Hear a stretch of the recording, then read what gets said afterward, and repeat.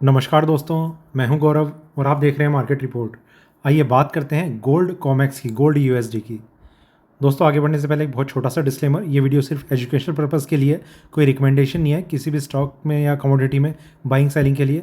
आपको जो भी कोई ट्रेड करना है आप अपना एनालिसिस कीजिए या किसी फाइनेंशियल एडवाइज़र से हेल्प लीजिए। यहाँ पर हम डिस्कस करने वाले हैं गोल्ड कॉमेक्स में जो चीज़ें अभी नज़र आ रही हैं और आगे क्या चीज़ें एक्सपेक्टेड हैं मार्केट में। अगर हम गोल्ड कॉमेक्स की बात करें या गोल्ड की बात करें, ओवरऑल एमसीएक्स में भी ट्रेंड सेम है, पर कुछ करेंसी की वजह से थोड़ा सा चेंज देखने को उसमें मिल जाता है। कई बार मार्केट में गोल्ड के प्राइसेस बहुत स्पीड से ऊपर की तरफ मूव करते हुए नज़र आए हैं और उसके कई कारण हैं, जिसमें से एक मेजर रीज़न जो समझा जा रहा है अभी तक के लिए वो ये है कि रशिया, चाइना, इंडिया, अमेरिका, इन्होंने अपने ना गोल्ड रिज़र्व बढ़ाए हैं। और जब इतनी क्वांटिटी में, देखिए इनके जो गोल्ड रिज़र्व होते हैं वो टन्स में होते हैं, वो ऐसा नहीं कि 1 किलो का कोई लॉट ले लिया या फिर मिनी में ट्रेड करके कुछ बढ़ा लिया है। टन्स में आप समझ रहे हैं कि अगर डिमांड इतनी बढ़ के आएगी तो मार्केट में प्राइसेस का ऊपर जाना बहुत ऑब्वियस ही चीज़ होती है। फिलहाल ये चीज़ अभी तक रुकती हुई नज़र नहीं आ रही है। अभी भी अगर हम बात करें तो मार्केट अपने रिवर्सल लेवल को ब्रेक कर चुका है, जो हम डिस्कस कर रहे थे, और उसके बाद ये अभी उस पॉइंट पर रिवर्सल को ब्रेक करके बैठा हुआ है। जो एफओएमसी मीटिंग है उसमें जो इंटरेस्ट रेट को लेकर डिसीजन लिया जाना है, ये जस्ट उससे पहले का टाइम है। ठीक है, इंटरेस्ट रेट को लेके कितना एक स्ट्रॉन्ग डिसीजन आ पाता है कि वो गोल्ड के ट्रेंड को चेंज कर पाए, वो चीज़ देखने की होगी। फिलहाल मार्केट में एक जो तेज़ी का ट्रेंड है वो अभी बना हुआ है। एकदम से अगर उस पर कहीं पर रोक लगने की एक्सपेक्टेशन की जा सकती है तो बिल्कुल उसमें एफओएमसी से हम एक एक्सपेक्टेशन तो करके चल सकते हैं, पर ये कोई बहुत स्ट्रॉन्ग व्यू नहीं हो सकता कि मार्केट इसी की वजह से नीचे आ जाएगा। हाँ, करेक्शन ज़रूर एक्सपेक्टेड होती है और उसके बाद हो सकता है कि कुछ मोमेंटम ऐसा बनने लग जाए कि प्राइसेस अपने आप को नीचे लाएं। एक चीज़ और देखिए, इंडियन ट्रेडर्स के लिए ये थोड़ा सा समझने वाली चीज़ है। या तो आप कॉमेक्स में ट्रेड करते होंगे, ठीक है, या फिर आप एमसीएक्स में ट्रेड करते होंगे, या हो सकता है कि आप दोनों ही जगह आप ट्रेड करते हो। कॉमेक्स में जो प्राइसेस चल रहे हैं वो 3400 के आसपास हैं अभी के लिए अगर हम बात करें। ठीक है, मार्केट में $3400 के आसपास ये प्राइसेस चल रहे हैं, जब करेंसी का जो प्राइस है वो है 84.43। ये मैं बिल्कुल अभी की बात कर रहा हूँ। यहाँ पर करेंसी की अगर हम पिछले कुछ टाइम पहले की बात करें तो वो प्राइस 88 रुपीज़ पर डॉलर का भी पहुँच चुका था। यहाँ से मार्केट ने करेक्शन दिखाई है और प्राइसेस यहाँ पर आ गए हैं।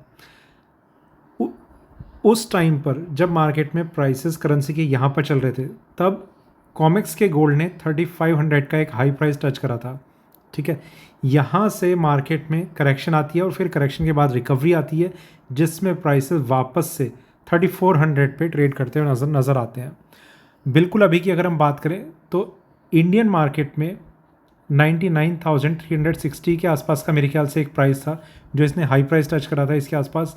और यहाँ पर अगर हम बिल्कुल अभी की बात करें तो जो प्राइसेस चल रहे हैं वो है 96,900। ये बिल्कुल अभी का प्राइस है।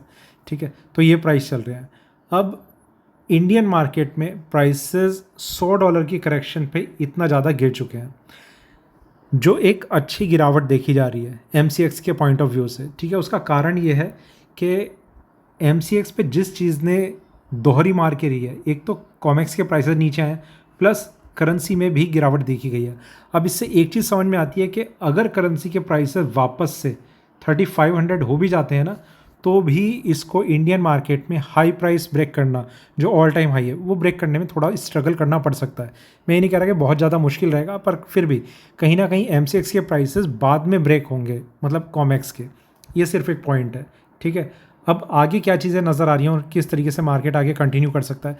देखो, कॉमेक्स एफओएमसी का जब तक एक इंटरेस्ट रेट को लेकर डिसीजन आउट नहीं होता, तब तक मेरे ख्याल से आपको कोई खुद भी डिसीजन लेने की ज़रूरत नहीं है। एक दिन बचा है, आज का दिन तो लगभग ख़त्म होने जैसा ही है।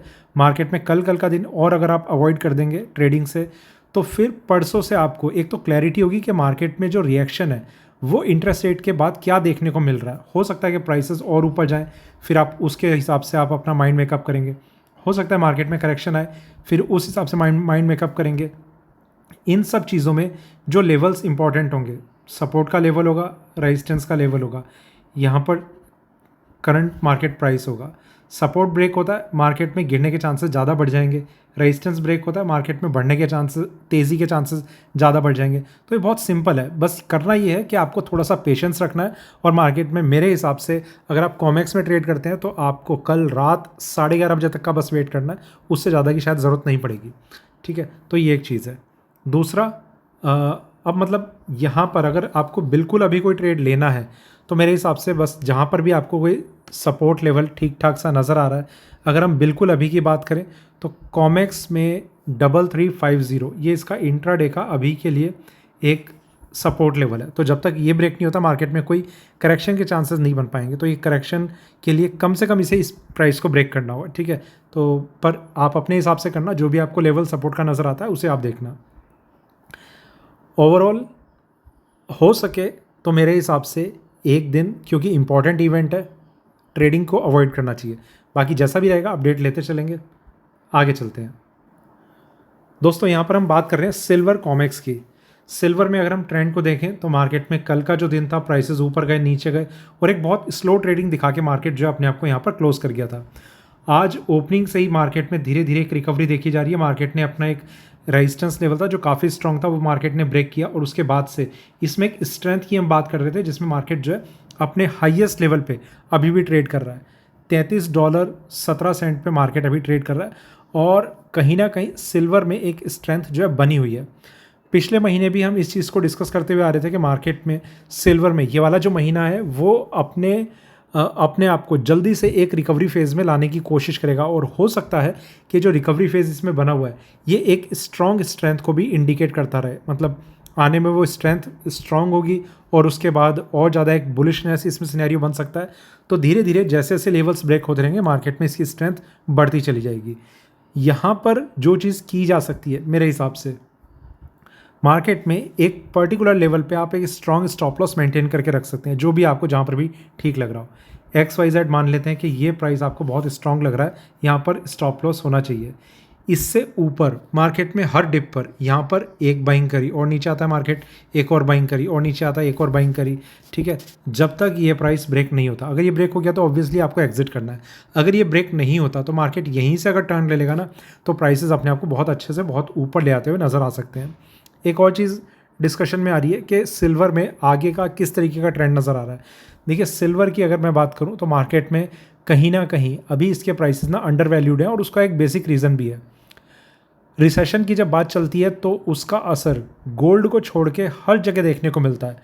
क्रूड ऑयल, जिंक, कॉपर, निकल, एल्यूमिनियम, मतलब मेनली अगर क्रूड ऑयल के प्राइसेस करेक्शन दिखाएंगे तो उसका असर हर कमोडिटी पे देखने को मिलता है। आपको शायद ये सुनकर लग रहा होगा कि गोल्ड को इसमें क्यों नहीं इंक्लूड करा गया। गोल्ड जो है वो हेज फंड के तरीके से यूज़ होता है। उसका एक अलग कंसेप्ट है कि अगर मार्केट में गिरावट आती है, रिसेशन आता है, तो हर चीज़ की वैल्यू नीचे जाती है। फिर एक चीज़ आपके पास ऐसी होनी चाहिए, मतलब ये भी हो सकता है, ये भी एक पॉसिबिलिटी बढ़ जाती है कि कई देशों की ना करेंसी जो है वो बहुत ही ज़्यादा अंडर वैल्यूड हो जाती है। मतलब अगर हम रुपये की बात करें, अभी 84 रुपीज़ पे चल रहा है डॉलर के मुकाबले, तो ये हो सकता है ये 100 रुपीज़ पर डॉलर हो सकता है 150 रुपीज़ पर डॉलर हो जाए, कुछ भी हो सकता है। मतलब करेंसी जो है बहुत स्पीड से डाउनग्रेड करती है। ठीक है, तो इस डर को थोड़ा कवर करने के लिए गोल्ड में अपना रिज़र्व बढ़ाया जाता है और ये एक बड़ा कारण है जिसकी वजह से हम अभी थोड़े बड़े टाइम से एक गोल्ड में हम एक तेज़ी देख रहे हैं। ये वैसे ही चार्ट सिल्वर का है, गोल्ड में हम तेज़ी देख रहे हैं। ठीक है, तो जो भी इसमें चेंजेस रहेंगे ना टेक्निकल लेवल्स को लेकर या जो भी, वो हम डिस्कस करते रहेंगे आने वाले टाइम में। ठीक है, फिलहाल FOMC का आपको इंतज़ार करना चाहिए। मार्केट में बाय ऑन डिप वाली स्ट्रैटेजी सिल्वर में बहुत अच्छे से भी काम करती रह सकती है और आने वाले टाइम में सिल्वर के प्राइसेस, अगर कंडीशन नॉर्मल होती है ना, तो आने वाले टाइम में सिल्वर के प्राइसेस 1.25 लाख से 1.5 लाख के बीच में जाने की एक्सपेक्टेशन बिल्कुल बनी रहेगी। नॉर्मल कंडीशन में प्राइसेस सिल्वर के बहुत अच्छे से ऊपर की तरफ जंप करते हुए नज़र आ सकते हैं। थोड़ा टाइम ज़रूर लग सकता है, पर अगर आप इसे एज अ इन्वेस्टमेंट कमोडिटी मान के चलें तो मार्केट में उस चीज़ का बेनिफिट आपको मिल सकता है। सिल्वर में भी अगर मैं आपको ये कहूँ कि मार्केट में देखो, यहाँ पर हम बात कर रहे हैं इंटरनेशनल मार्केट की। इंडियन मार्केट में अगर हम देखें ना तो अभी सिल्वर ने जो पिछला लो लगाया था, मेरे ख्याल से 88 या 87,000 के आसपास का कहीं था, मैं अगर ठीक से ध्यान कर पा रहा हूँ, ठीक है। तो डाउन साइड में आपका जो रिस्क है, अभी जो प्राइसेस चल रहे हैं वो 96,000 के आसपास चल रहे हैं। ये रिस्क आपका सिर्फ इतना है। ये मैं थोड़ा इन्वेस्टमेंट पर्पज़ के बात कर रहा हूँ। जो एक नॉर्मल ट्रेडर भी अगर वो इसमें एंट्री लेता है, रिस्क आपका है लगभग 9,000 रुपये का, ठीक है। और प्रॉफिट आपका कितना होगा उसमें अभी कुछ नहीं कहा जा सकता। इसमें यहाँ तक जाने के भी चांसेस हैं और यहाँ तक जाने के भी चांसेस हैं। थोड़ा टाइम ज़रूर लगेगा, पर ये उस तरीके से कंसिडर किया जा सकता है जैसे आप कहीं पर कोई प्रॉपर्टी लेते हैं या फिर एफडी से अगर इसे कंपेयर करें तो बहुत अच्छा रिटर्न है। म्यूचुअल फंड से आप कंपेयर करें तो मेरे हिसाब से आने वाले टाइम में आपको बहुत अच्छा रिटर्न सिल्वर में मिल सकता है। बाकी डिपेंड करता है कि आप किस थॉट प्रोसेस के साथ इसमें एंट्री लेने की कोशिश कर रहे हैं, प्योरली ट्रेडिंग पर्पज़ से या फिर आप इन्वेस्टमेंट का कुछ सोच के चल रहे हैं। तो ये कुछ चीज़ें जो हमें गोल्ड सिल्वर में भी ध्यान में रखनी है। बाकी कुछ भी इसमें अगर अलग कुछ एक मेजर चेंज नज़र आता हुआ नज़र आएगा तो उसे भी हम डिस्कस करने की कोशिश करेंगे, अपडेट करते रहेंगे। तो ये वीडियो अगर अच्छा लगा तो लाइक करें, शेयर करें, बने रहें मेरे साथ, देखते रहिए मार्केट रिपोर्ट। धन्यवाद।